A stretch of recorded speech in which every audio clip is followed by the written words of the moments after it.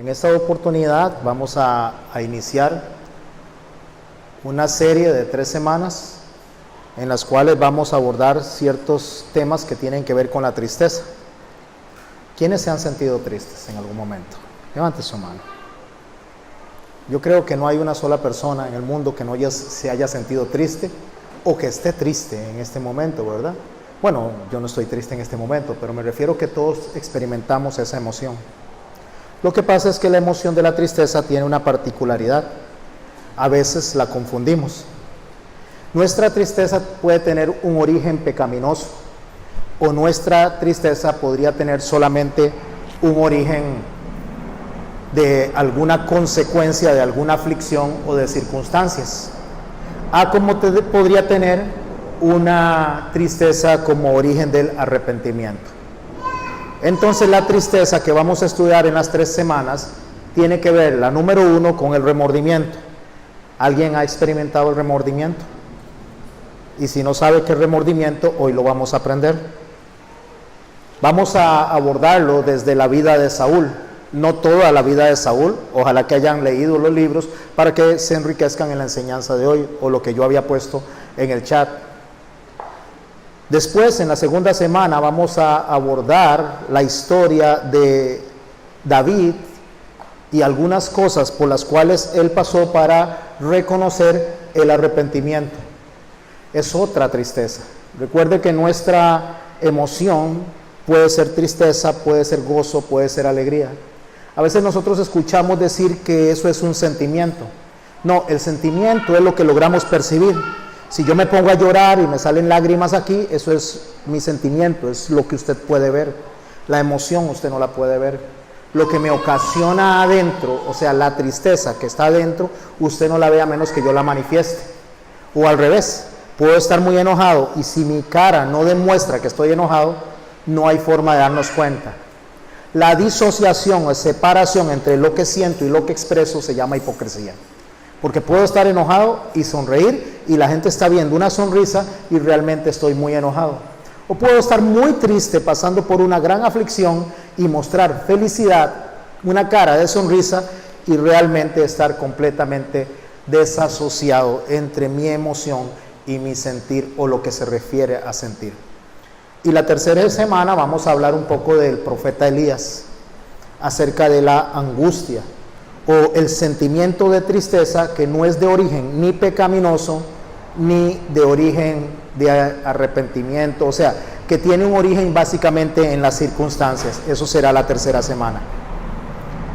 Vamos a orar, le vamos a dar gracias a Dios, nos vamos a disponer nuestros corazones como lo hemos hecho desde que inició este culto. Creo que hemos experimentado del primer momento en que los chicos empezaron a cantar, hemos experimentado realmente que el Señor se está moviendo en este lugar. Yo creo que el que es sensible a la voz de Dios puede darse cuenta que Dios esta mañana está trabajando en nuestros corazones desde hace rato. Vamos a darle gracias a Dios. Padre bueno, en el nombre de Jesús te agradecemos, Dios bendito, por permitirnos reunirnos como familia. Sabemos, Señor, que lo que hacemos, todo, Señor, todo lo que es bueno viene de ti, Señor, y lo que no es bueno viene de nosotros. Ayúdanos a identificarnos, Señor, con tu voz, Señor, a sensibilizar nuestro oído, nuestra mente y nuestro corazón a lo que tienes esta mañana para nosotros, Padre bueno. Te damos gracias por tu amor, por tu sacrificio en la cruz, Señor, por haber venido, Señor, haberte retirado, haberte apartado de la posición en la que habías tenido o has tenido por siempre, Señor, en la eternidad, por un instante en la eternidad, y descender a este mundo, Señor, por causa, Señor, de tu nombre y por amor a nosotros. Bendito eres, Señor, y aún gran seguridad tenemos por tu resurrección, Señor, porque no solo viniste a morir, sino que resucitaste con poder y gloria. En el nombre de Jesús, Señor, dispongo mi corazón, mi boca, mi mente, Señor, para que tú uses de mí todo mi ser, Señor, para poder manifestar la palabra que tienes para nuestros hermanos y para mí, Señor. Ayúdanos a ser receptores de tu palabra, Señor, como siervos, Señor, y saber aplicar esa palabra, Padre bueno, en nuestras vidas. En el nombre de Jesús. Amén. Vamos a estar en un texto áureo durante las 3 semanas, y ese texto, por si lo quieren tener anotado, está en 2 de Corintios capítulo 7, los versos del 8 al 10. Cuando hablo de un texto áureo, estoy hablando de un texto central, que aunque abordemos otros pasajes de la Biblia, vamos a estar siempre moviéndonos alrededor de este texto. Repito, 2 de Corintios 7, 8 al 10. Lo voy a leer en la versión Dios habla hoy para que nos quede un poco más claro. Dice así, escribe Pablo y le escribe a los Corintios. Leo, verso 8. Aunque la carta que les escribí los entristeció, no lo lamento ahora. Y si antes lo lamenté, viendo que esta carta los había entristecido por un poco de tiempo, ahora me alegro, no por la tristeza que les causó, sino porque esa tristeza los hizo volverse a Dios. Fue una tristeza según la voluntad de Dios. Así que nosotros no les causamos ningún daño, pues la tristeza, según la voluntad de Dios, conduce a una conversión que da por resultado la salvación. Y no hay nada que lamentar, pero la tristeza del mundo produce muerte. Estas son las 2 primeras tristezas que vamos a abordar. Si me siguieron en la lectura, ustedes podrán haber observado que hay 2 tipos de tristeza. Una que viene de Dios, una que proviene de Dios, de Él poniéndola en nuestros corazones, y la otra que viene directamente del mundo. ¿Cuál es la diferencia en que hay entre la tristeza de Dios y la tristeza del mundo? La tristeza que viene de Dios dice que nos conduce a la salvación, y la tristeza que viene del mundo nos conduce a muerte. Pablo, en un momento determinado, se sintió triste de haber escrito a los Corintios su primera carta. Cuando él les hace el llamado de atención en lo que está escribiendo, los Corintios se sienten muy tristes. Y en ese momento Pablo se aflige por lo que estaba pasando, pero luego ve el resultado de los Corintios que se arrepienten de su conducta y empiezan a comportarse según la voluntad de Dios. Por eso es que él les dice a ellos que gracias a Dios por esa tristeza, porque los hizo volverse a Dios, o sea, regresar a Dios.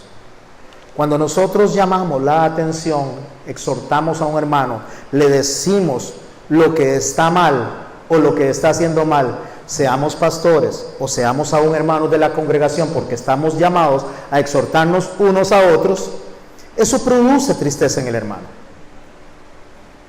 Y a veces se enojan con nosotros, a veces no nos vuelven a hablar. No sabe si usted lo ha experimentado, o sea, no sé si usted lo ha experimentado. A veces hasta se van de nuestro entorno, porque lo que se les dijo que estaba incorrecto les ha molestado tanto que deciden mejor separarse, porque se entristecieron. Bueno, Pablo me dice a mí que cuando esa tristeza lleva a esa persona a arrepentirse de su conducta, tanto yo como esa persona se debe dar por satisfecho de la tristeza que trajo Dios a su corazón. Pero hay una segunda tristeza que está en el corazón, que produce remordimiento.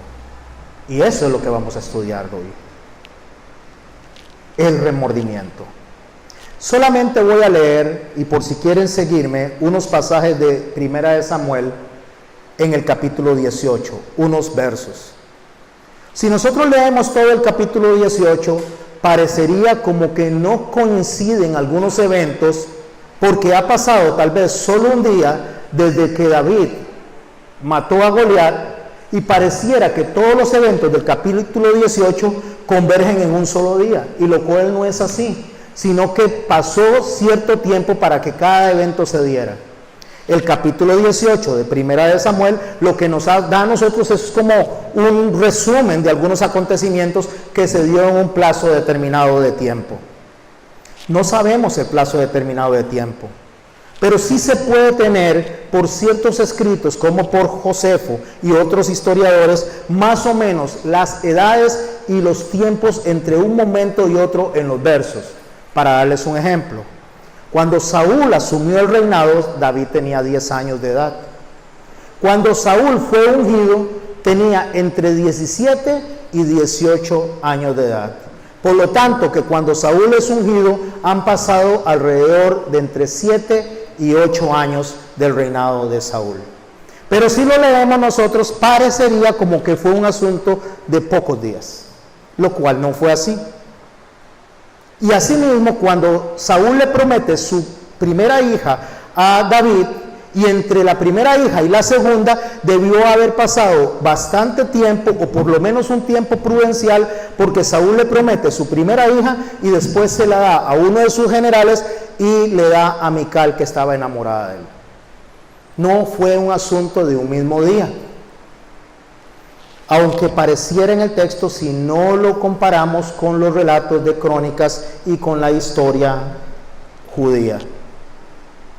Dice en 1 Samuel, en el capítulo 18, en el verso 1, leo: aconteció que cuando él se refiere a David, hubo acabado de hablar con Saúl, el alma de Jonatán quedó ligada con la de David, y lo amó Jonatán como a sí mismo. Subraye esto: lo amó Jonatán como a sí mismo, porque es justamente el segundo mandamiento que Dios nos da a nosotros, que debemos cumplir los unos con los otros, amarnos como a nosotros mismos. Verso 2: y Saúl le tomó aquel día y no le dejó volver a la casa de su padre. Cuando él dice aquel día, deberíamos de irnos al capítulo anterior, donde se dio todo el acontecimiento de la muerte de Goliat. Y si ustedes estudian los textos, resulta que hay 2 Goliat que fueron muertos en Crónicas. Después vamos a hablar de eso. Pero básicamente en el capítulo anterior, está hablándose de la muerte de Goliat en manos de David. Fue en aquel día, dice el texto. E hicieron, verso 3, pacto Jonatán y David, porque él le amaba como a sí mismo. Y Jonatán se quitó el manto que llevaba y se lo dio a David, y otras ropas suyas, hasta su espada, su arco y su talabarte.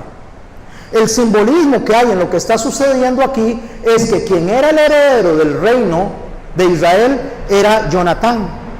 Jonatán, delante de David, cuando él le da todo, le está dando el manto, hay una representación de que le está cediendo la autoridad, le está cediendo la posibilidad de defenderse cuando le da el talabarte, que es la funda donde se guarda la espada, y le cede el manto que representa autoridad.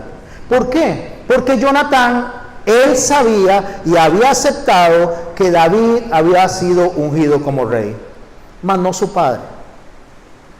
Jonatán acompaña a su padre hasta el final y muere con su padre en un momento determinado que Dios así lo estableció para ellos. Verso 5: y salía David a donde quiera que Saúl le enviaba y se portaba prudentemente. Y lo puso Saúl sobre gente de guerra, y era acepto a los ojos de todo el pueblo y a los ojos de los siervos de Saúl. Y escucha este verso 6, póngale mucha atención. Aconteció que cuando volvían ellos, ¿de dónde? De matar a Goliat. Aconteció que cuando volvían ellos, cuando David volvió de matar al filisteo, salieron las mujeres de todas las ciudades de Israel cantando y danzando para recibir al rey Saúl, con panderos, con cánticos de alegría y con instrumentos para la música. Solo piense, ¿cuántos años tenía David cuando mató a Goliat? Como 17. No era rey todavía, no era general todavía. Era un pastor que había llegado al campamento a darle alimento a sus hermanos, enviado por su padre, y oyó lo que Goliat estaba diciendo, y entonces él le dijo a Goliat que él venía con la fuerza en el nombre de Jehová de los ejércitos y defiende el campamento, y se da este acontecimiento. ¿Cuántas personas habían muerto entonces en manos de David? Una, ¿verdad? Una. Sigamos leyendo. Y cantaban, verso 7, las mujeres que danzaban y decían: Saúl hirió a miles y David a sus 10,000. ¿Por qué este canto si lo que venían de matar a Goliat y David solo había matado a uno? Por lo mismo, porque lo que hay es un resumen, y si usted lee todo el capítulo 18, es un resumen de varios acontecimientos. No podía haber matado David a 1,000 personas en ese momento, o a 10,000 personas, o a 30,000 personas. Verso 8. Y se enojó Saúl en gran manera, y le desagradó este dicho, y dijo: a David dieron 10,000 y a mí miles, no le falta más que el reino. Saúl se enoja y hace un reclamo por el canto que se está dando, un canto famosísimo, y solamente no reclama, sino que dice que se enoja, y dice: solo le falta que coja el reino.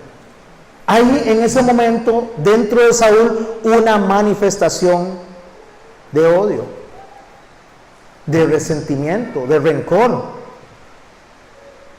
Y continúa el verso diciendo, en el 9: y desde aquel día Saúl no miró con buenos ojos a David. ¿Por qué quise abordar esto en el verso 18? Y ahora en el capítulo 18, y ahora vamos a abordar el verso 10 como complemento, para ir al corazón de Saúl de ese momento. Verso 10: aconteció al otro día que un espíritu malo de parte de Dios tomó a Saúl, y él desvariaba en medio de la casa. David tocaba con su mano, como en los otros días, y tenía Saúl una lanza en su mano. Y arrojó Saúl la lanza diciendo: enclavaré a David a la pared. Pero David lo evadió 2 veces. En el siguiente capítulo, en el 19, ahí hay un desarrollo básicamente de lo que el texto está diciendo. Ok, ahora vamos a abordar un poquito de lo que es o quién era Saúl cuando fue llamado. ¿Cuántos años tenía David cuando Saúl fue rey? 10 años. O sea, nos vamos a devolver en el lapso de tiempo hasta el momento en que Saúl fue hecho rey.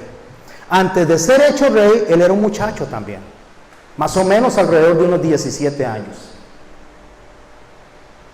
Pero si nos vamos a 1 Samuel, en el capítulo 9, vamos a ver a David del principio, a Saúl del principio. En el capítulo 9, en los versos de 1 al 5, dice que Saúl era hijo de un hombre valeroso. Comienza con esa descripción: era hijo de un hombre valeroso.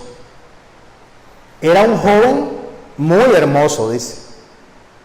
También dice que era obediente a su padre. ¿Por qué era obediente a su padre? Porque su padre le dijo que fuera a buscar unas asnas y Saúl no le replicaba absolutamente en nada. ¿Qué hacía Saúl? Le obedecía inmediatamente. Saúl era muy consciente en su actuar, porque antes de hacer algo, él recapacitaba, él pensaba en que su papá estaba preocupado por él, y a donde quiera que fuera Saúl, él estaba pensando en que debía de comunicar a su papá lo que estaba sucediendo. Muy consciente en el sentido de no hacer que su papá se preocupara. También era un hombre generoso. Cuando se dio cuenta que Samuel venía, él empezó a investigar qué tenían para darle a Samuel, porque era un hombre de corazón generoso. Ungido por Dios, porque dice que Dios le había dado el Espíritu Santo para que él pudiera dirigir al pueblo. Y tenía un acceso a todas las bendiciones. ¿Por qué? Porque Samuel le dice que él tiene todas las bendiciones en su mano por parte de Jehová. Era un hombre modesto. Y voy a leer un poquito del verso 21 de ese capítulo 9. Saúl respondió y dijo, cuando lo iban a ungir como rey: ¿no soy yo hijo de Benjamín, de la más pequeña de las tribus de Israel? ¿Y mi familia no es la más pequeña de todas las familias de la tribu de Benjamín? ¿Por qué pues me has dicho cosa semejante? O sea, Saúl era un hombre modesto y decía, ¿cómo me van a ungir como rey? O sea, no está bien, eso no es posible, yo no creo, ¿cómo es eso si yo soy de la tribu más pequeña, y no solo de la tribu más pequeña, sino de la familia más pequeña de todo Israel? O sea, para los ojos de él era insignificante. Pero cuando Samuel lo unge de parte de Dios, Samuel le dice a él que él es el mejor de los mejores. En otras palabras, no así. O se lo dice al pueblo. En el verso 24 dice así Samuel al pueblo: ¿habéis visto al que ha elegido Jehová? Que no hay semejante a él otro en todo el pueblo. ¿Se imagina semejante declaración del profeta a todo el pueblo? No hay otro como este es el mejor de los mejores. Era tan hermoso y tan guapo que hasta era alto. Dice el texto en el capítulo 9, cuando él sale a buscar las asnas, dice que él era de el hombro para arriba más alto. O sea, el más alto del pueblo le llegaba al hombro a él. O sea, era un hombre altote. Mientras que David, por los estudios, ¿sabe cuánto medía David? 1,55 m. Entre 1,55 m a 1,58 m. O sea, era bajito. Pero también dice que era muy hermoso. Después, la otra semana hablamos de David. Este hombre alto, fuerte, hermoso, con el favor de Dios, obediente a sus padres.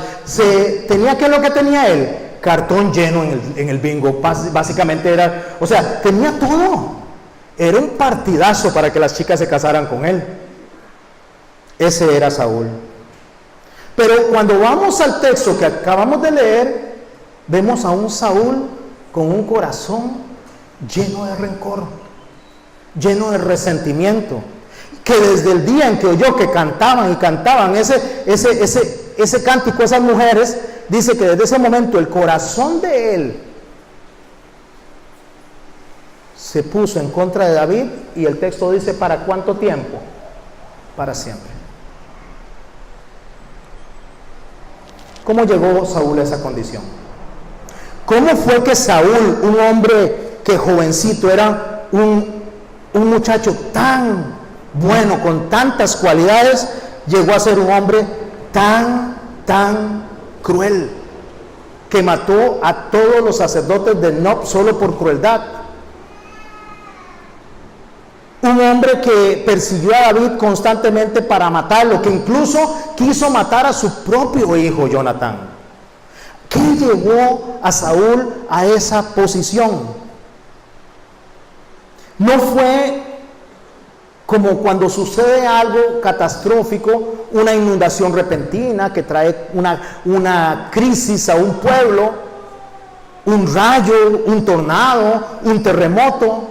No, con Saúl fue un asunto en proceso, poco a poco. Un pecado llevó a otro pecado, una mentira a otra mentira, una desobediencia a otra desobediencia. Cosas que aparentemente no tenían importancia, hábitos que él tomó que se veían insignificantes, y con el tiempo se fueron volviendo un cáncer en su vida. Ese mecanismo de destrucción, Pablo lo menciona también en las cartas a los Corintios. ¿Sabe cómo le llama a ese mecanismo de destrucción? Las maquinaciones de Satanás.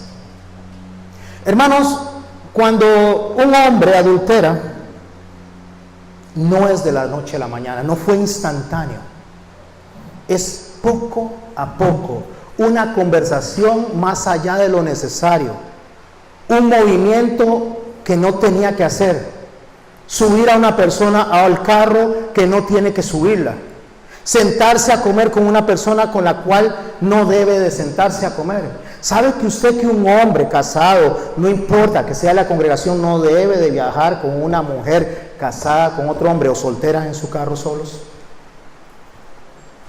¿Por qué? Porque no debemos de olvidar las maquinaciones de Satanás.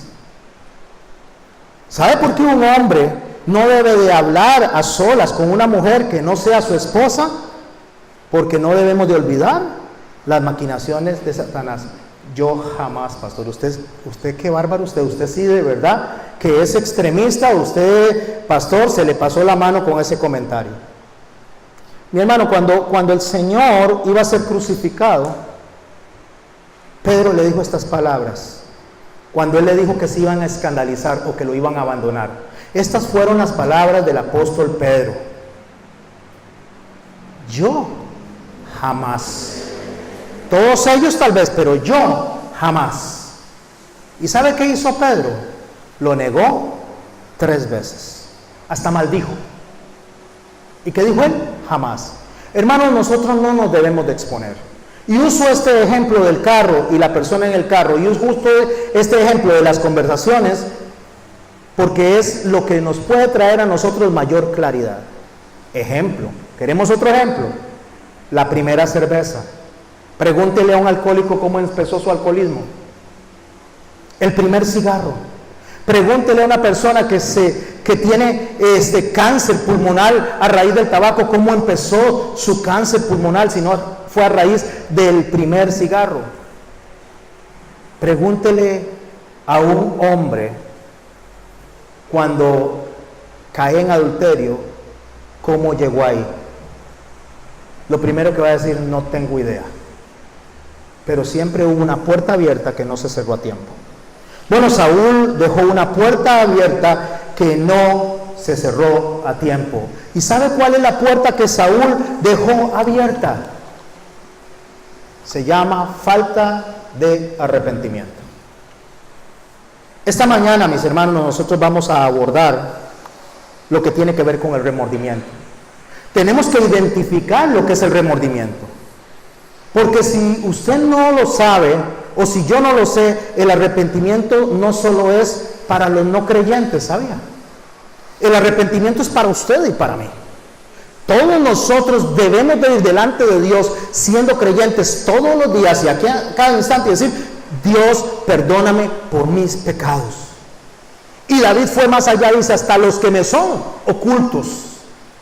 Porque debemos de ir constantemente delante de Dios, porque sin santidad nadie verá al Señor. ¿Cuál fue el primer pecado que tuvo Saúl y no se arrepintió? Allá en Primera de Samuel, en el capítulo 13, vamos a abordar este pecado.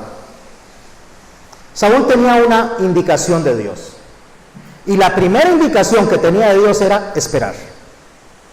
¿Qué tenía que esperar? A Samuel, a que viniera a hacer el sacrificio para que él pudiera ir a enfrentar a los enemigos.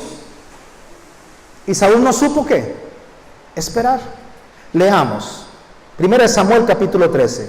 Entonces dijo Saúl: traedme holocausto y ofrendas de paz.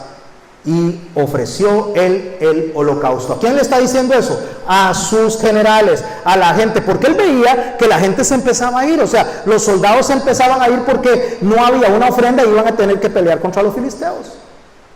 Y cuando él ve que la gente se está yendo, que le está desertando, ¿qué es lo que hace Saúl? Dice: aquí no puedo esperar a Samuel, yo tengo que hacer la ofrenda de paz. En el verso 10 del capítulo 13 de Primera de Samuel, continúa diciendo: y cuando él acababa de ofrecer el holocausto, he aquí Samuel que venía, y Saúl salió a recibirle para saludarle. Vea qué importante, mi hermano. Cuando él no sabe esperar a Samuel, él toma actitudes como las que usted y yo podríamos tomar. ¿Cuántos les gustaría tener buenos muebles en la casa? No sé si los tienen, pero les gustaría mejorar su casa, agrandar su casa. ¿Cuánto les gustaría? A todos nos gusta eso. Pero ¿sabe cuando no sabemos esperar? ¿Sabe qué es lo que hacemos? Nos endeudamos. Y más de lo que podemos pagar. Y muchas veces, en las maquinaciones de Satanás de no saber esperar, terminamos perdiendo lo poquito que teníamos. lo poquito que teníamos. Muchas personas que tal vez tienen una casa sencilla, sí, es una casa sencilla, pero es suya. La hipotecan porque creen tener un buen trabajo y en un momento determinado entra una crisis, se perdió el trabajo y se perdió la casa. Porque no se supo qué, esperar. ¿Cuántas personas no desean ir a pasear a algún lugar? Y en vez de ahorrar para ir a pasear, ¿qué hacen? ¿O qué hacemos? Nos endeudamos porque no sabemos esperar. Y venimos del paseo y resulta que nos vemos en un montón de problemas económicos porque no sabemos qué, esperar. Con esta fiesta pagana de diciembre, con esta fiesta diabólica, y si quieren aprender algo hermoso, vayan a la casa de René este viernes. Vamos a hacer un estudio que se llama Entendiendo el Sukkot, para que entendamos cuándo nació Jesús y por qué se celebra el Sukkot.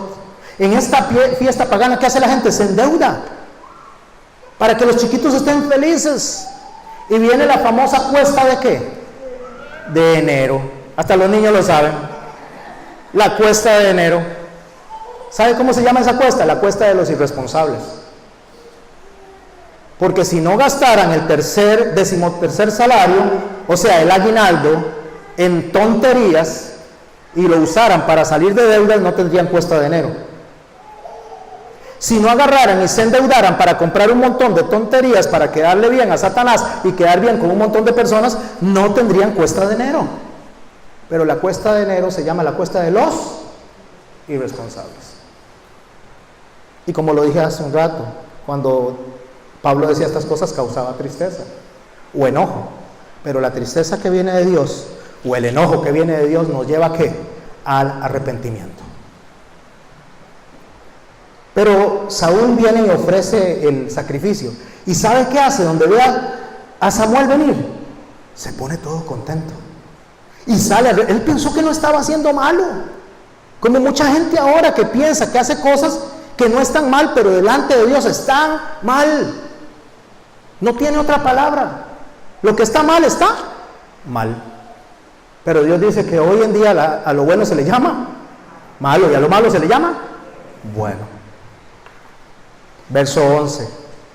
Entonces Samuel dijo: ¿qué has hecho? ¿Qué fue lo que hizo? Un sacrificio para Jehová. ¿Lo ven mal ustedes? ¿Les parece malo hacer algo para Jehová? Es malo si se hace fuera del orden que Dios estableció. Es como si una mujer y un hombre se quisieran casar y entonces para ver si tienen compatibilidad sexual, tuvieran relaciones sexuales antes del matrimonio para ver si el matrimonio que van a tener es un matrimonio que vaya a resultar. Más o menos es como así. ¿Me estoy explicando? Porque no saben qué. Esperar. Bueno, se le pasó a este señor. Y Saúl respondió: porque vi que el pueblo me desertaba y que tú no venías dentro del plazo señalado y que los filisteos estaban reunidos en Micmas, me dije: ahora descenderán los filisteos contra mí a Gilgal, y no he implorado el favor de Jehová. O sea, me van a atacar y no he pedido a Dios que me respalde, no he orado. Entonces, ¿qué hacemos? No sabemos esperar. Y oiga lo que dice: me esforcé. Hermanos, me esforcé. Seguro dice Saúl: wow, yo me esforcé, yo soy valiente y Jehová va a estar conmigo hasta lo último de mi vida. ¿O no dice el texto de Josué: esfuérzate y sé valiente y estaré contigo hasta el final de tus días, todo el tiempo? Pero no es el esfuerzo que Dios está hablando, porque el esfuerzo es en obedecerlo. No esforzarme en obtener lo que yo quiero obtener porque se me metió entre la cabeza, entre ojo y ojo, entre ceja y ceja, entre pecho y espalda, dice mi papá, y me dio la gana y lo hice porque me esforcé. No, el esfuerzo lo que tiene que ver es con hacer la voluntad de Dios. Me esforcé, pues ofrecí holocausto. Entonces Samuel dijo a Saúl: locamente has hecho. no guardaste el mandamiento de Jehová tu Dios, que Él te había ordenado, pues ahora Jehová hubiera confirmado tu reino sobre Israel para siempre. Mas ahora tu reino no será duradero. Jehová se ha buscado un varón conforme a su corazón, el cual Jehová ha designado. O sea, era una decisión ¿de quién? De Dios. Ni Samuel podía hacer absolutamente nada ahí. Ni aunque Samuel lloró e imploró y clamó, pudo hacer cambiar lo que Dios había determinado. Para que sea príncipe sobre su pueblo, por cuanto tú no has guardado lo que Jehová te mandó.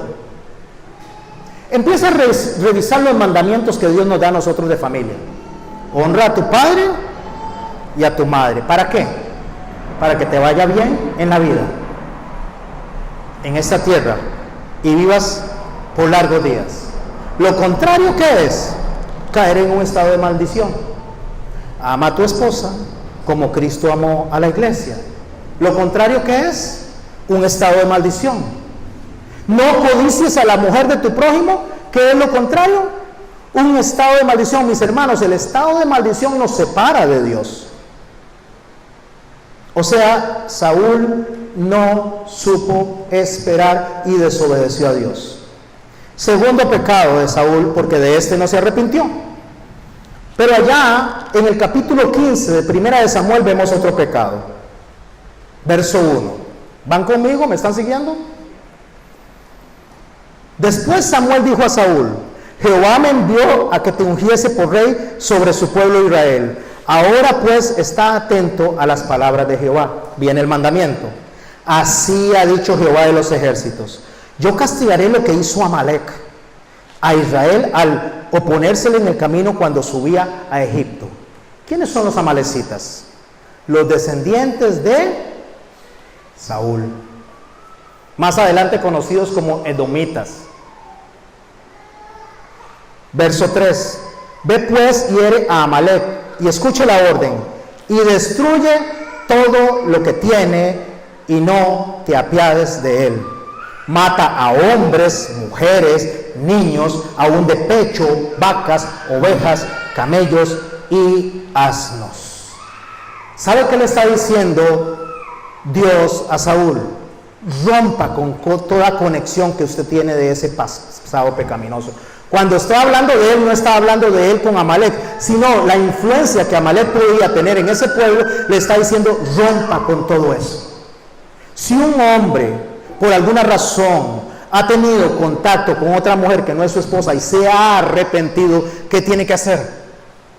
Romper con toda conexión. Si una muchachita ha hecho lo incorrecto y entonces empezó a salir con un muchachito fuera del matrimonio, ¿qué tiene que hacer? Romper con toda conexión. Cuando estoy hablando de conexión, estoy hablando de pecado. No seguir haciendo lo mismo. Seguir haciendo lo mismo implicaría ¿qué? Remordimiento. ¿Qué es lo que hace el remordimiento? Antes de seguir leyendo, es como aquella niña que queda embarazada. Bueno, aparentemente embarazada, lo decía yo en formadores hace unos 15 días. Es una niña que está con el muchacho, se le atrasa el periodo. Cuando el periodo se le atrasa, viene y dice: ya es hora, ha pasado una semana, ha pasado 15 días, ¿qué voy a hacer? Mi papá me va a matar. Y empieza a llorar y se mete al cuarto: Señor, perdóname, Señor, perdóname. Perdóname, Señor, no vuelvo a hacer eso. Mire, voy a ser yo la mujer más fiel del mundo. Voy a ser más fiel que María. Me voy a hacer monja, dijo el pastor en la clase. A los 3 días le viene el periodo. Salvada. Y a los 15 está otra vez con el chiquillo en el mismo lugar, en el mismo motel o en el mismo, no sé, en el mismo donde sea. ¿Qué tuvo esa muchacha? Remordimiento. Porque el arrepentimiento lleva a un cambio de dirección. El remordimiento lo que hace es que me dio miedo la consecuencia del castigo. Bueno, lo que le pasó a Saúl. Saúl no se arrepintió de no haber obedecido a Jehová, y viene Jehová y le da un segundo mandato. Rompe con toda conexión. Elimina eso. Qué cruel es. Vamos al verso 4. Estamos en el capítulo 15 de Primera de Samuel. Saúl pues convocó al pueblo y les pasó revista en Telaim, 200,000 de a pie y 10,000 hombres de Judá. Y viniendo Saúl a la ciudad de Amalek, puso una emboscada en el valle. Y dijo Saúl a los ceneos. Esto es muy importante porque las palabras están ahí por una razón. ¿Alguien sabe quiénes son los ceneos? Levante la mano. ¿Alguien sabe quiénes son los ceneos? ¿Nadie sabe? ¿Usted sabe quiénes son los ceneos? ¿Ceneos? No. Déjeme explicarle quiénes son los ceneos. Cuando Moisés sale de Egipto, llega a la región de Madián. En la región de Madián se encuentra con una mujer, la cual llegó a ser su esposa. ¿Saben cómo se llama? ¿Nadie sabe cómo se llama la mujer que llegó a ser la esposa de él? Séfora. ¿Y el papá? El que dijo a Moisés cómo ordenar a las personas en Jetro. Perfecto. La pastora está pero por estar leyendo Génesis, ¿verdad? Está pero conectadísima. Bueno, Jetro era madianita. Los madianitas son descendientes de Abraham, pero no por la línea de Israel, o sea, no por la línea de Jacob, sino por la línea de uno de los hijos de Jetro, llamado de Abraham, llamado Madián. Esos descendientes de la línea de Abraham se dividieron en una línea que se llamaban los ceneos, y esos ceneos eran a los que pertenecía Jetro. Ahora sigamos leyendo el texto. Ahora van a ver por qué es importante. Saúl dijo a los ceneos: idos, apartaos, salid de entre los de Amalek, para que no os destruya juntamente con ellos, porque vosotros mostrasteis misericordia a todos los hijos de Israel cuando subían de Egipto.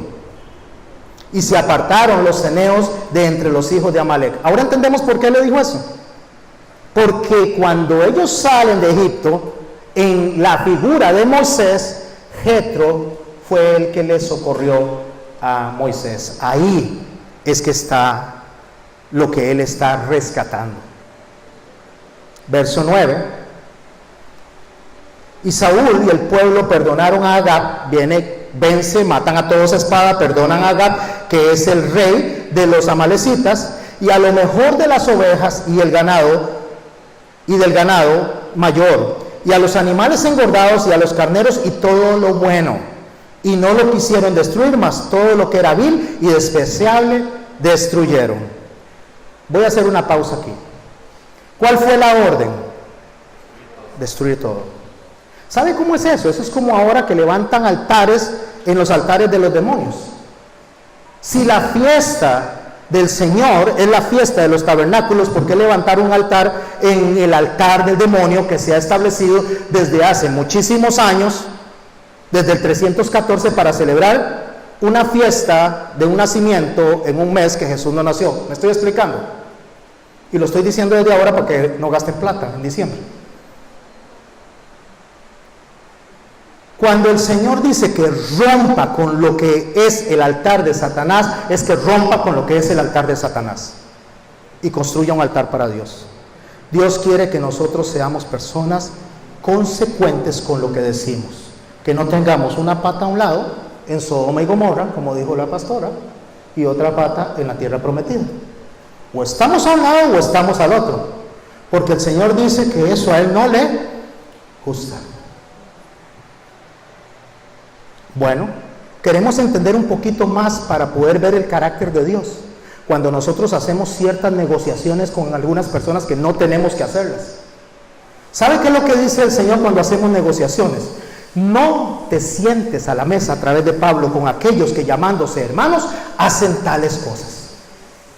No está diciendo que usted no trabaje en donde trabaja, con gente que no es creyente. Es que no participe en cosas que no tiene que participar, que no agradan a Dios, con personas que dicen que aman a Dios. Porque usted está poniendo a Dios en último lugar.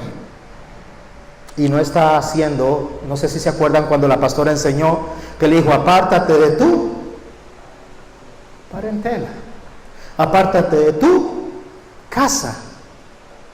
¿Qué es lo que el Señor está? Apártate de tu tierra. ¿Qué le está diciendo el Señor a Abraham en ese momento? Sea radical. Rompa con lo que tiene que romper y deje de estar arrastrando cosas, ni por familia, ni por tierras de arraigo, ni por sentimientos. Usted debe de adorarme a mí como lo que soy, su Dios. Eso es lo que está diciendo. Pero Saúl no estaba haciendo eso. Entendamos un poquito de esto. Les voy a leer Proverbios 23, 6 al 8. En Dios hablado dice, no te sientes a la mesa con un tacaño, ni codicies las deliciosas manjares, que son como el pelo en la garganta. ¿Alguien ha estado comiendo y se le ha metido un pelo en la garganta? Guácala, ¿verdad? Usted siente fatal. Siente que se ahoga. A mí me ha pasado. Es horrible, asqueroso. O sea, lo que el Señor está diciendo, si usted participa con esas personas, va a sentir aquí como que es asqueroso porque ya usted no pertenece a ese lugar.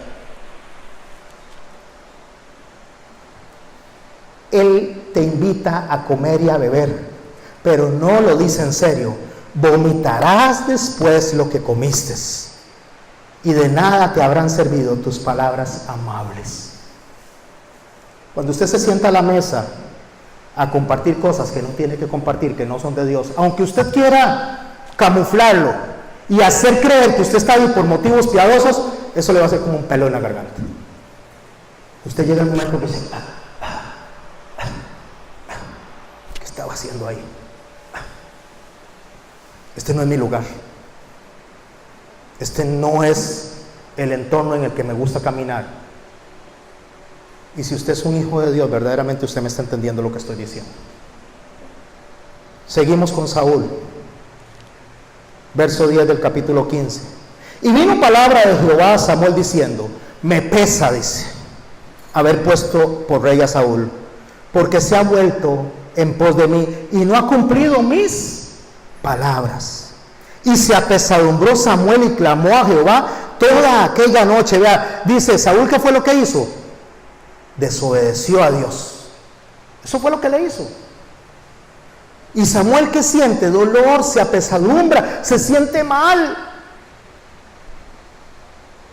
Madrugó, verso 12, luego Samuel para ir a encontrar a Saúl por la mañana, y fue dado aviso a Samuel, diciendo, Saúl ha venido a Carmel, y he aquí se levantó un monumento y dio la vuelta y pasó delante y descendió a Gilgal.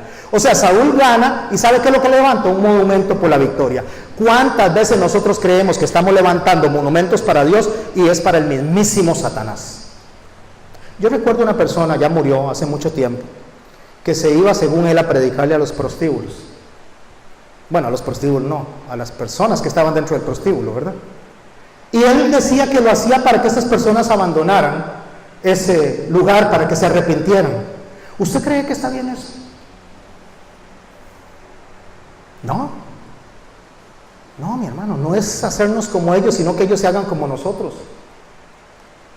Cuando nosotros creemos que revolvernos con las personas para que esas personas se conviertan, estamos exponiéndonos nosotros. Estamos tomando el primer cigarro, estamos tomando la primera cerveza, estamos con la primera conversación inadecuada. ¿Me estoy explicando?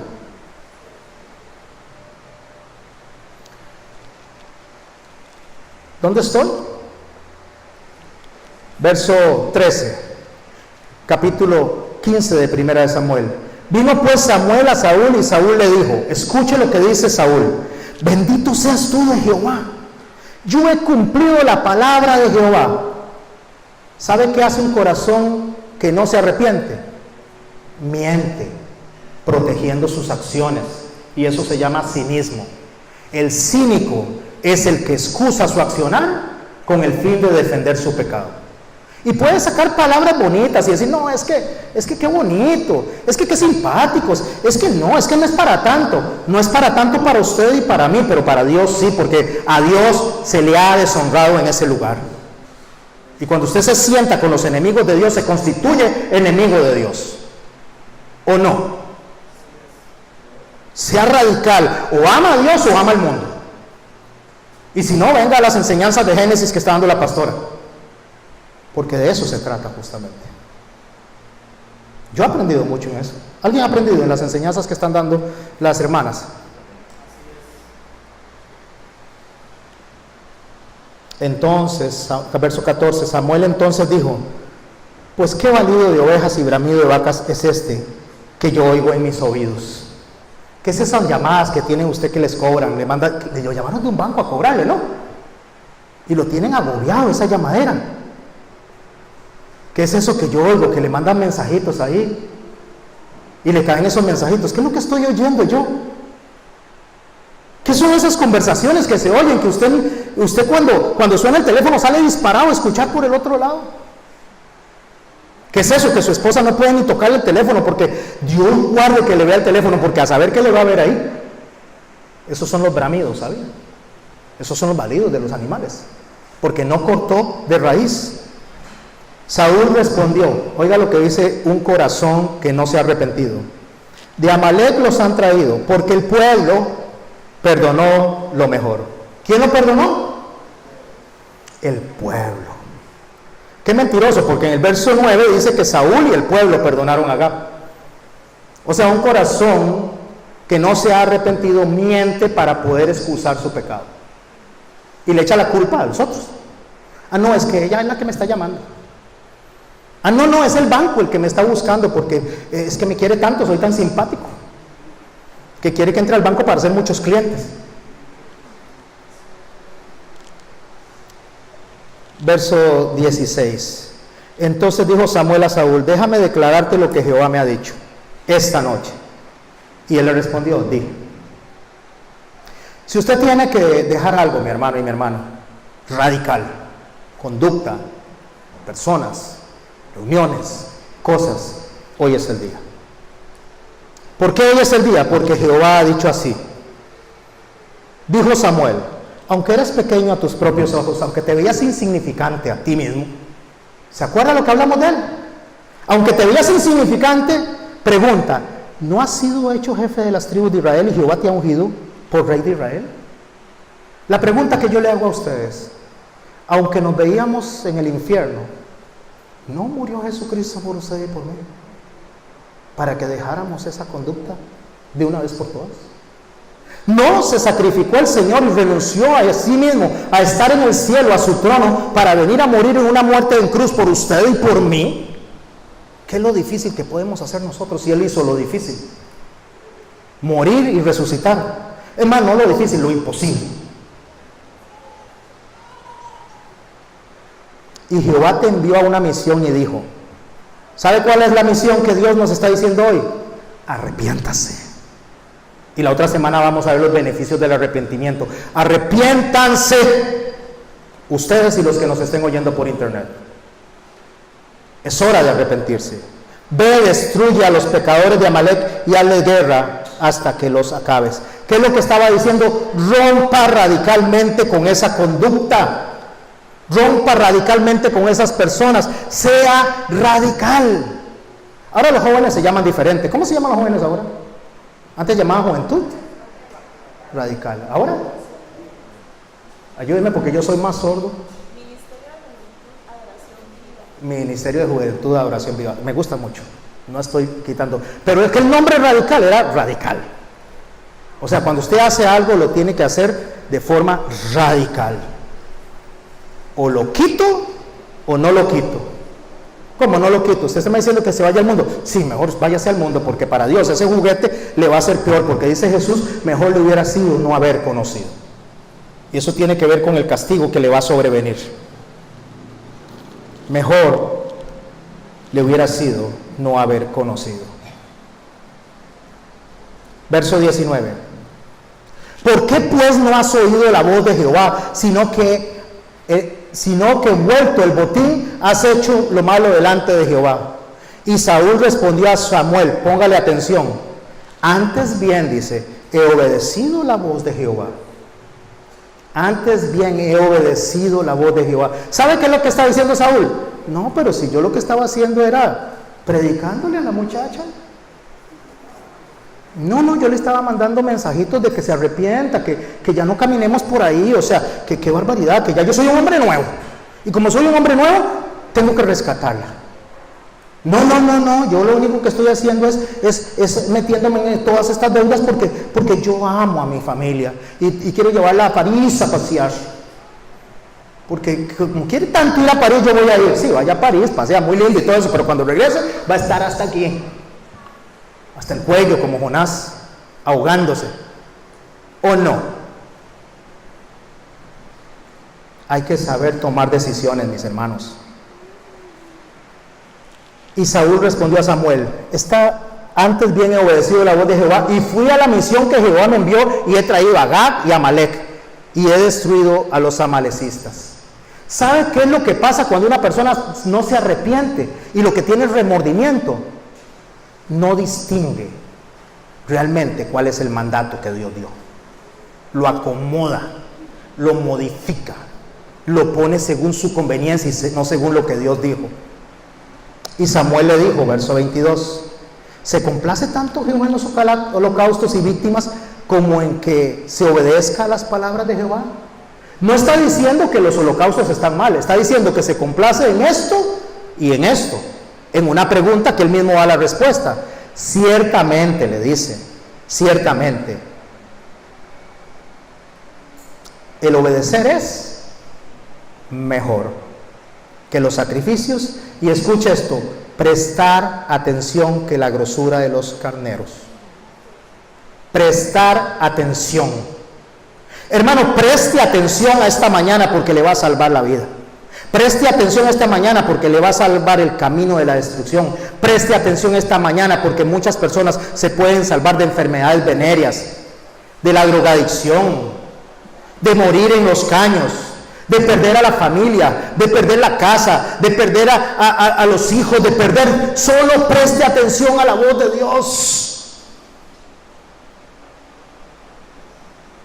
Eso es lo que el Señor llama, preste atención, porque como el pecado de adivinación, dice, es la rebelión, que era lo que Saúl estaba haciendo, y como ídolos e idolatría, la obstinación. ¿Saben qué es obstinación? ¿Qué es rebelión? No hacer lo que Dios dice. ¿Y la obstinación? Se llama terquedad. La obstinación es una misma palabra que se usa para el anclaje, ¿sabía? Cuando el barco está anclado ahí, está el ancla metida ahí, es la misma palabra que se usa para eso, o sea, no se mueve de ahí está pegado. Es una terquedad, es una negativa a hacer lo correcto, es una motivación que te amarra al pecado, o me amarra al pecado. Incluyámonos todos ahí. Ese es el pecado que le están reclamando mayormente a Saúl, la obstinación. Por cuanto tú desechaste, ¿qué? La palabra de Jehová, y él también te ha desechado para que no seas rey. Entonces Saúl dijo a Samuel: escuche el falso arrepentimiento, escuche el remordimiento en su máxima expresión, escuche la obstinación de una persona terca que no quiere oír a Dios a sabiendas de que va camino al infierno. Yo he pecado, dice, pues he quebrantado el mandamiento de Jehová y tus palabras, porque temí al pueblo y consentí a la voz de ellos. ¡Wow! Este hombre tiene un arrepentimiento genuino. Perdona pues ahora mi pecado y vuelve conmigo para que adore a Jehová. Pregunta: ¿se está arrepintiendo Saúl acá? No, porque ya leímos todo el libro, pero aparentemente sí. 26, y Samuel respondió a Saúl: no volveré contigo, dice, porque desechaste la palabra de Jehová y Jehová te ha desechado para que no seas rey sobre Israel. Las consecuencias del pecado nadie se las quita, pero puede apelar a la misericordia de Dios para que esas consecuencias no sean tan graves. La consecuencia está ahí. Cuando usted y yo hacemos lo malo delante de Dios, la consecuencia no se la quita nadie. Pero usted puede decirle: Señor, me arrepiento, no lo vuelvo a hacer, y apela a la misericordia de Dios para que Dios no sea tan duro con el castigo que le va a sobrevenir. ¿Qué tiene que hacer usted y yo para que Dios no sea tan duro? ¿Cómo se llama esa palabra? Arrepentimiento. Y volviéndose Samuel para irse, él se asió de la punta del manto y se rasgó. Él dice: se agarró, se ancló, se obstinó. Es la misma palabra, se obstinó. Era tan obstinado que prefería perder el reino, prefería morir, prefería que Dios lo castigara antes de llegar delante de Dios en arrepentimiento genuino y decirle: Señor, perdón, no lo vuelvo a hacer. Si Saúl hubiera llegado así, ¿Dios lo hubiera perdonado? Sí. Sí. Dios no desprecia un corazón contrito y humillado. Entonces Samuel le dijo: Jehová ha rasgado hoy de ti el reino y lo ha dado a tu prójimo, uno mejor que tú. ¿A quién se refería? A David. Escucha el otro verso. Además, el que es la gloria de Israel no mentirá ni se arrepentirá, porque no es hombre para que se arrepienta. ¿A quién se refería? A Jesús. El reino es para Jesús, porque el reino le pertenece al que no miente como usted, y al que no se arrepiente, al que es fiel y verdadero y mantiene su palabra hasta la cruz y después de la cruz. ¿Quién dice amén? Y él le dijo: yo he pecado, pero te ruego que me honres. ¿Qué era el problema que tenía Saúl? Orgullo. Estaba tan atacado del orgullo que lo que más le preocupaba era la vergüenza de lo que dijeran de él, que lo que realmente Dios opinaba. Estaba tan agarrado, tan aferrado, tan asido, tan metido, tan terco en defender que le honrara delante del pueblo, que lo menos que le preocupaba era lo que Dios iba a hacer. Y lo que Dios hizo. Te ruego que me honres delante de los ancianos y de mi pueblo y delante de Israel, y vuelvas conmigo para que adore a Jehová. Déjeme decirle en 2 versos antes de entrar al desenlace. Dice Proverbios 26:2 así: como gorrión que vaga o golondrina en vuelo, así es la maldición, nunca viene sin causa. Hermano, la maldición nunca viene sin causa. Cuando la maldición llega es porque pecamos delante de Jehová. Y la maldición es para que volvamos los ojos a Jehová y nos arrepintamos. Como la justicia, dice Proverbios 11:19, como la justicia conduce a la vida, así el que sigue el mal lo hace para su muerte. El que sigue el mal es que se obstina en agarrarse de ahí. ¿A dónde va a ir a parar? A la muerte. Entonces Dios le envía un espíritu malo a Saúl. Y pensamos que Dios seguro llegó y le mandó un email a Satanás y le dice: mande un diablillo ahí a Saúl para que lo ataque. No, mi hermano, no. Hay un verbo activo aquí, usado por los hebreos. Es una expresión idiomática. Le quitó la protección. Eso fue lo que hizo Dios. Le quitó la protección, y al quitarle la protección quedó expuesto en su totalidad a lo que Satanás le diera la gana hacerle. Si usted no desea eso en su vida, y yo no deseo en mi vida eso, ¿sabe qué tengo que hacer? Arrepentirme de lo que estoy haciendo de forma radical y dejar de estar jugando un piecito en Sodoma y otro piecito en la tierra prometida. Un piecito con los que adoran a Satanás y otro piecito con los que adoran a Dios. O estoy a un lado o estoy al otro. Pero mientras juegue con eso, la maldición, dice, no viene sin causa. ¿Quién pensó así? Caín. ¿Por qué te has ensañado? Le dice el Señor. O sea, ¿por qué te has obstinado con el pecado? ¿Quién pensó así? Judas, que no se devolvió arrepentido, sino que lo que le dio fue remordimiento. A eso es lo que se conoce como un espíritu de estupor dado por Jehová. Eso que le pasó a Saúl es el espíritu de estupor. ¿Qué es un espíritu de estupor? ¿Sabe qué es el estupor? Se ha levantado alguien después de haber dormido toda la noche, todo el día y ojalá todo el día del día siguiente. ¿Cómo se levanta usted? Como dundo, ¿verdad? Como bruto, así que yo quiero dormir más. Uy, pero ¿qué está pasando? Y le zumba la cabeza, boom, boom, boom, boom. Ese es un espíritu de estupor. El espíritu de estupor es como andar dormido, como andar contado, como andar como un zombie. Ese es el espíritu de estupor. Eso fue lo que le pasó a don Saúl. Al quitarle Dios la protección, el espíritu que le había dado, al desecharlo no solo es quitarlo, sino que Dios se apartó y lo dejó a expensas de Satanás. Le dejó un espíritu de estupor, lo dejó como bruto, porque sin Dios somos unos brutos,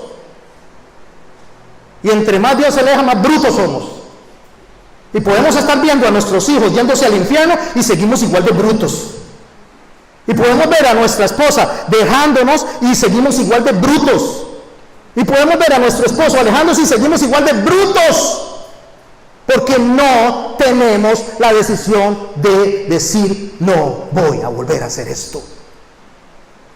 Pero lo queremos practicar porque es bonito, porque me gusta. ¿Quién dice que el pecado es feo? Si fuera feo nadie pecaría. Usted sabe que cuando Satanás viene a nuestras vidas, él no aparece como algo bonito, como algo feo, como que entrar aquí todo lleno de azufre y un montón de fuego para todos lados. No queda ni uno solo aquí, ni uno solo, salimos todos disparados. No, él aparece como algo que te guste, algo atractivo. Y quiero cerrar con Isaías 29, 9 al 16. Lo voy a leer en Dios habla hoy. Con eso cerramos. Oímos un canto y la otra semana vamos a hablar del arrepentimiento. Pero si usted no tiene Dios habla hoy, preste atención a cada palabra de lo que significa un espíritu de estupor delante de Jehová, dado por Jehová. Cuando usted escuche esa palabra, sigan, asóciela con obstinación, con terquedad. Sigan haciendo eso. Es como cuando usted va y le dice a su chiquito, hágame el favor y se mete porque está lloviendo mucho y le va a hacer malo. Y sigue jugando. Siga jugando, no haga caso. ¿Pero qué le está diciendo ahí? Me lo voy a sonar. Eso es lo que le está diciendo, me lo voy a sonar. Vaya a acostarse, ya es hora de acostarse. Ya voy. Siga haciendo eso. O sea, espérate, vas a ver. Pero ya, espérate, ya le viene. Siga. Vea, mi hermano, mi hermana, es que yo no hallo cómo romper con esas relaciones. Siga. Ay, mi hermano y mi hermana, es que ¿cómo hago? Yo no puedo esperar, yo necesito resolver esto ya. Siga. Ahora pónganme atención. Isaías 29, 9 al 16. El que quiere lo toma para sí y el que quiere lo toma para otra persona. Yo lo voy a tomar para mí, porque la palabra de Dios me habla a mí. Isaías 29, 9 al 16. Sigan ustedes siendo estúpidos. Sigan siendo ciegos sin ver nada. Sigan tambaleándose como borrachos, porque aunque no hayan tomado bebidas embriagantes, pues el Señor ha enviado sobre ustedes un sueño profundo. ¿Sabe cómo se llama eso? Un espíritu de estupor, un mensajero de Satanás. Los profetas son los ojos del pueblo, pero el Señor los ha cubierto con un velo. ¿Eso es un espíritu de qué? De estupor. Toda visión se ha convertido para ustedes en algo así como lo escrito, en un pliego enrollado y sellado. Si a alguien se lo dan a uno si se lo dan a alguien que sabe leer y le dice, si yo le digo a ustedes, en la Biblia dice esto, mis hermanos, no practiquen las fiestas paganas, ¿qué dice? Al que no sabe leer dice, perdón, al que sabe leer le dice esto, no puedo porque está sellado. No, o sea, no lo entiendo, es mejor poner la excusa de que no lo entiendo que obedecer a Dios. No entiendo, es que todavía no entiendo. No, cuando el Espíritu me explique. Siga. Y si se lo da a alguien que no sabe leer, ¿sabe qué le dice? No sé leer. O sea, al final de cuentas solo son ¿qué? Excusas. El Señor me dijo, este pueblo, levante la mano el pueblo de Dios que está aquí sentado. Este pueblo, y espero que no sea para ustedes o ni para mí, este pueblo me sirve de palabra y me honra con la boca. Lo adoramos, decimos que lo amamos, decimos que somos cristianos, que somos creyentes, que queremos hacer su voluntad, que somos radicales en lo que hacemos, pero su corazón está lejos de mí. Y el culto que me rinde son cosas que inventadas por los hombres y aprendidas de memoria. ¿Sabe qué está hablando el Señor? Lo que siguen son tradiciones de cosas que yo no mandé. Arrepiéntanse. Por eso, dice el Señor, por eso, porque están haciendo eso, porque no quieren hacer caso, porque son testarudos, porque son insensatos, y todas esas palabras es la misma palabra que acabamos de decir, obstinación. Como son obstinados, por eso, con prodigios y milagros, dejaré otra vez maravillado este pueblo. ¡Qué bueno, pastor! Prodigios y milagros. ¡Qué carga! O sea, ¿nos va a bendecir el Señor? No, a eso no le está llamando prodigios y milagros. ¿Sabe a qué le está llamando prodigios y milagros? En el Apocalipsis, cuando está destruyendo la humanidad, dice, ¿hasta cuándo terminarán estas maravillas? Está diciendo que cuando el Señor desata la ira con el que rechazó su consejo, eso es un milagro y un prodigio, porque arranca radicalmente lo que usted no quiso arrancar. Si usted no quiso arrancarlo, Él lo arranca de una vez a usted y a mí. Ay de aquellos que se esconden del Señor para ocultar sus planes, que hacen sus maldades en la sombra y dicen, nadie nos ve, nadie se da cuenta. ¿Qué modo, dice Dios, de pervertir las cosas? Como si el barro fuera igual a aquel que lo trabaja. Usted piensa que va a hacer cambiar, o yo pienso que voy a hacer cambiar a Dios de opinión cuando Él dice que eso no se hace. No, el barro no le puede dar órdenes al que lo hace. El barro solo tiene que hacer lo que el alfarero le dice que haga. ¿Qué? Ser una olla si es olla, ser jarrón si es jarrón. Si Dios le dice a usted esto es lo que tiene que hacer, eso es lo que tiene que hacer, mi hermano y mi hermana. No le dé mucha vuelta. Un objeto no le va a decir al que lo hizo. Pregunta, ¿quién fue creado por Dios aquí? Levante su mano y diga, amén con fuerza. Gracias por eso. Porque ni usted ni yo le podemos decir a Dios, tú no me hiciste. Tú no me hiciste. Yo nací porque chocaron las placas del planeta Júpiter y salí yo. No, Dios me hizo. ¿Cómo le voy a decir a Dios, tú no me hiciste? Ni una pieza de barro al que lo fabrica. Y mucho menos le puede decir, no sabes lo que estás haciendo. Mi hermano y mi hermana, hoy es un día para que usted recapacite y deje de estar jugando entre el mundo, entre Sodoma y la tierra prometida. Este es un día para que yo recapacite y deje de estar jugando entre Sodoma y entre la tierra prometida. Este es el día en que Dios dice, aparta tu casa, aparta tu parentela, aparta tu tierra, porque te he mandado para que me adores en el desierto. Y si usted y yo no lo hacemos, la ira de Dios vendrá sobre nosotros. Es hora de arrepentirse. Y al único que podemos ir el único que nos va a recibir con los brazos abiertos y va a tener misericordia en las consecuencias que deberíamos de tener, se llama Jesucristo.